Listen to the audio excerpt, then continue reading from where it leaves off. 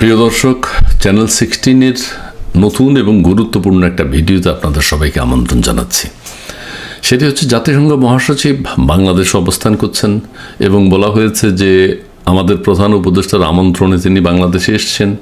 তিনি রোহিঙ্গা ক্যাম্পে গিয়েছেন, ভালো কথা, এবং সেখানে কিছু কথা বলেছেন তিনি, তাও ভালো কথা। এখন তিনি বাংলাদেশের যিনি পররাষ্ট্র উপদেষ্টা তার সাথে যৌথ সংবাদ সম্মেলন করেছেন, সেই বিষয়গুলো নিয়ে আপনাদের সাথে এখন কথা বলবো। এবং সেই বিষয়টা আমি কাশেম চাচাকেও জানিয়েছি। কাশেম চাচাকে কইলাম, চাচা, যৌথ সংবাদ সম্মেলন গুতেরেস সাহেব বলেছেন বাংলাদেশের সন্ধিক্ষণে সহায়তা দিতে প্রস্তুত জাতিসংঘ, এটা তোমার কি মনে হয়? কারণ চাচাগুলো বাতিজারে সন্ধিক্ষণ, কোন সন্ধিক্ষণের কথা বুঝাইছে? উনি রোহিঙ্গা ক্যাম্পে গেছে, রোহিঙ্গাদেরকে উনি যদি মিয়ানমারে ফেরত পাঠাইতে পারে, এটা হবে বাংলাদেশের সবচেয়ে বড় উপকার। সেটা তো উনি করতে পারছেন না। উনি 7 বছর পরে এখন কইতেছে যে রোহিঙ্গারা তাদের দেশে ফেরত যেতে চায়, বাংলাদেশ রোহিঙ্গাদেরকে ফেরত পাঠাতে চায়।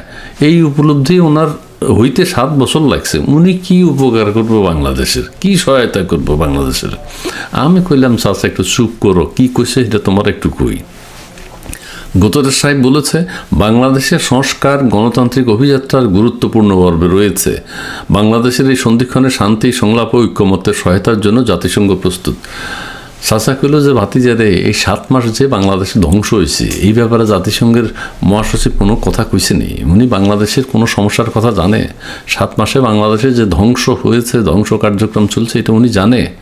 আমি কইলাম, চাচা এটা উনি জানে না। উনি গুরুত্বপূর্ণ ভূমিকা রাখতে চায়, জাতিসংঘ গুরুত্বপূর্ণ ভূমিকা রাখতে চায়। চাচা কইল যে আগা কি, মানে আগাইতে থাক, কি কইবি আর কো। আমি বললাম যে গুতেরেস মহোদয় বলছে এই দেশের জাতীয় অভিযাত্রায় গুরুত্বপূর্ণ মুহূর্তে বাংলাদেশে এসে আমি আনন্দিত, বিশেষভাবে আনন্দিত।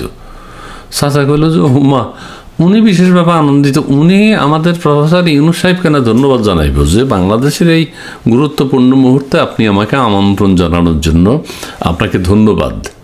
সেটা তো উনি জানেন। উনি বলছেন উনি এসে, তার মানে কি এটা ওনার রুটিন ওয়ার্ক?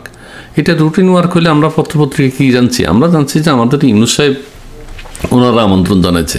উনি সে আমন্ত্রণ জানানোর জন্যই না আমাদের ইউনূস সাহেবকে ধন্যবাদ দিবে, সেটা তো দেয়নি। আমি স্যারে কইলাম, চাচা পরে কী কইছে এটা শুনো। প্রধান উপদেষ্টা বলেন, বা গুতেরেস সাহেব বলেন, প্রধান উপদেষ্টা অধ্যাপক মোহাম্মদ ইউনূসের নেতৃত্বে বাংলাদেশ একটি গুরুত্বপূর্ণ পরিবর্তনের মধ্য দিয়ে যাচ্ছে। এই ব্যাপারে তোমার বক্তব্য? চাচা কইল যে ভাতিজারে, কি গুরুত্বপূর্ণ পরিবর্তনটা উনি দেখছে? কি গুরুত্বপূর্ণ পরিবর্তনটা উনি দেখেছে? বাংলাদেশ ধ্বংস হয়ে যেতেছে, বাংলাদেশে মায়ের পেট, মারামারি, খুনাখুনি, জবাই করা, হত্যা করা, ধর্ষণ, নির্যাতন সব কিছু চলছে। উনি গুরুত্বপূর্ণ মুহূর্তে এর গুরুত্বপূর্ণ পরিবর্তন এটা, এই পরিবর্তন উনি দেখেছে। যাই হোক, আমার আর কিছু কথা নাই। চাচারা আমি কইলাম, চাচা একটি বাংলাদেশের যে গুরুত্বপূর্ণ সংস্কার ও পরিবর্তনের মধ্য দিয়ে যাচ্ছে, আমি আপনাকে আশ্বস্ত করছি যে জাতিসংঘ জাতীয় সংলাপ, শান্তি, আস্থা ও ঐকমত্যে সহায়তা করতে প্রস্তুত। আরে আল্লাহ রে, চাচা কইল যে এই গুরুত্বপূর্ণ পরিবর্তনের জন্য উনি যদি ইউনূস সাহেবের 7 মাসের শাসনকে পরিবর্তন করেন তাইলে ঠিক আছে। যে উনি 7 মাসে বাংলাদেশে যে ধ্বংস করছে, এটার জন্য শান্তি প্রতিষ্ঠা করতে চাই, জাতীয় সংলাপ করতে চাই, যে এই ধ্বংস আর আগাতে দিতে পারি না, আস্থা তৈরি করতে চাই, ঐকমত্যে সহায়তা করতে চাই, তাহলে ঠিক আছে। আমি বললাম, চাচা তারপরে কি কইছে কই, যে প্রতি বছর আমি সংহতি প্রকাশ করি। গুতেরেস বলেন, প্রতি বছর আমি সংহতি প্রকাশ করি এই কঠিন পরিস্থিতিতে বসবাসকারী মুসলিম সম্প্রদায়ের সঙ্গে সময় কাটাই। চাচা করে যে ভাতিজা তোরা আবার কই, উনি প্রতি বছর সংহতি সফর করে, তাইলে তো আমাদের ইউনূস সাহেব ওনারা আমন্ত্রণ না জানাইলেও উনি বাংলাদেশে আসতেন। ওনারা আমন্ত্রণ জানাইছে কিনা কথাটা আসলে সত্য কিনা, কিন্তু গুতেরেস সাহেবটা একবারও কইলেন না যে ইউনূস সাহেব আমার আমন্ত্রণ জানাইছে, সেই জন্য আমি ধন্যবাদ জানাইতেছি। উনি কইলে প্রতি বছর আমি সংহতি সফর করি, এটা ওনার রুটিন ওয়ার্ক। উনি সবসময় বিভিন্ন দেশে যায় প্রতি বছর, এবং কঠিন পরিস্থিতিতে বসবাসকারী মুসলিম সম্প্রদায়ের সঙ্গে সময় কাটায়। উনি কি ওই যে ফিলিস্তিনে গেছে, উনি কি সিরিয়ায় গেছে, উনি কি ইরাকে গেছে, উনি কি লিবিয়ায় গেছে, উনি কি আফগানিস্তান গেছে? আফগানিস্তান যাইয়া, লিবিয়া যাইয়া, ইরাক যাইয়া, ফিলিস্তিনে যাইয়া উনি কোনো পরিবর্তন আনছে, কোনো শান্তি প্রতিষ্ঠা হয়েছে? ওইসব দেশও তো বাংলাদেশ থেকে আরও অশান্তি, সেইটা তো উনি কিছুই করতে পারে নাই।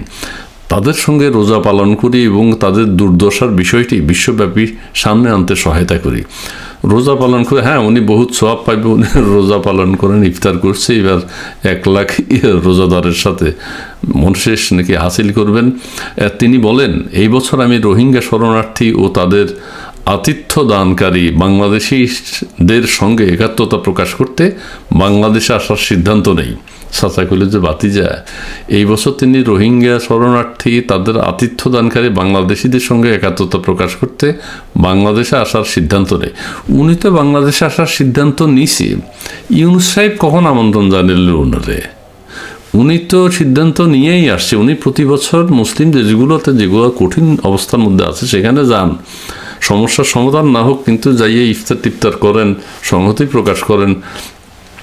উনি তো আমাদের দেশেও সেই জন্যই এসছে, সংহতি প্রকাশ করতে এসছে এবং ইফতার করছে, রোজা রাখছে, এবং এটা রুটিন কাজ হিসাবে তো দেখতে পাচ্ছি আমরা। এই লোকটা আসলে আমাদের ইউনূস সাহেবের প্রতি এই ব্যাপারে একটা কৃতজ্ঞতা জানানো উচিত যে উনি এত কঠিন সময়ে বাংলাদেশে ওনারা আমন্ত্রণ জানাইছে, সেই জন্য ইউনূস সাহেবকে ধন্যবাদ। নাহলে তো অমূল্য হাইগা যায়।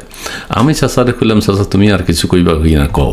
চাচা কইল যে হ্যাঁ কইতে চাই যে জাতিসংঘ মহাসচিব বাংলাদেশে আসছে, ঠিক আছে, উনি রোহিঙ্গাদেরকে যদি মিয়ানমারে ফেরত পাঠাইতে পারে, জাতিসংঘ মহাসচিব হিসাবে একটা ভূমিকা যদি রাখে, উনি মিয়ানমারকে বাধ্য করতে পারে যে তোমরা তোমাদের নাগরিকদেরকে ফিরায় নাও, বাংলাদেশকে বাঁচাও। বাংলাদেশের মানুষকে বলতে পারে, বাবারা তোমাদের এখানে পরিবেশ নষ্ট হইতেছে, ওই নষ্ট হইতেছে, সন্ত্রাস বাড়তেছে, রোহিঙ্গাদেরকে আমি মিয়ানমারে পাঠাচ্ছি। বাংলাদেশের মানুষ হাততালি দিত, জাতিসংঘ মহাসচিবকে অভিনন্দন জানাইত। কিন্তু সেটা না কইরা উনি রোহিঙ্গারা আরও এখানে কীভাবে ভালোভাবে থাকতে পারে, ওদের শান্তি শৃঙ্খলা, ওদের খাবার দাবারের জন্য উনি বিশ্ববাসীকে একসাথ করবেন, টাকা পয়সা চাইবেন, চাঁদা চাইবেন, রোহিঙ্গা যারা যাতে, রোহিঙ্গারা তো যাইতই নয়, এত সুবিধা যদি বাইরে তো যাইবই না। হ্যাঁ, এই জন্য মার্কিন যুক্তরাষ্ট্র ডোনাল্ড ট্রাম্প ওই যে রোহিঙ্গাদের বা বিভিন্ন দেশের সহায়তা কমাই দিছে, জাতিসংঘরা এরা টাকা পয়সা দিব না। কাজেই আমেরিকা যদি টাকা না দেয়, সারা পৃথিবীতে যদি এই সমস্যাগুলো না থাকে, জাতিসংঘ মহাসচিবের তো চাকরিও নাই। এই যে ভলগার তুর্ক মুখ, এদের চাকরি থাকবো না। সারা পৃথিবীতে মানবাধিকার ধ্বংস হইতে হইব, তাহলে এদের চাকরি আছে। এরা মাঝে মাঝে যে মিঠা কথা কইব, বিভিন্ন ধরনের কথা কইব, রোহিঙ্গা সমস্যা সহ সারা পৃথিবীতে যে রিফিউজি সমস্যা এটা থাকতে হইব, থাকলে ওনাদের চাকরি থাকবো, থাকলে ওনাদের জাতিসংঘ থাকবো, ওনারা যাই মিষ্টি মিষ্টি কথা কইব। কিন্তু রোহিঙ্গাদেরকে ফেরত নেওয়ার ব্যাপারে আশা করছি উনি কোনো বড় ধরনের উদ্যোগ নিতে পারবে না, করবেও না। প্রিয় দর্শক, ভালো থাকবেন, সুস্থ থাকবেন। কাশেম চাচারে ধন্যবাদ দিলাম, আপনাদেরকেও ধন্যবাদ, ভালো থাকবেন।